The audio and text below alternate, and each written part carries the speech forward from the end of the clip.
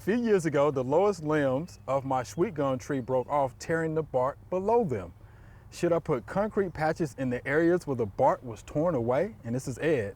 He says, other than that, the tree is healthy. So what do you think? Well, I don't know if I think that the tree is really healthy because I see power lines in the picture, and the healthy part that he's talking about is leaning towards the power lines. Oh, And not good. I'm thinking that he needs to call a certified arborist to see about probably most likely taking out the tree, because I don't think the base is safe enough to hold that healthy part up, and it's more likely to fall towards those power lines. So I would consult a certified arborist first, and see if that's what they think also.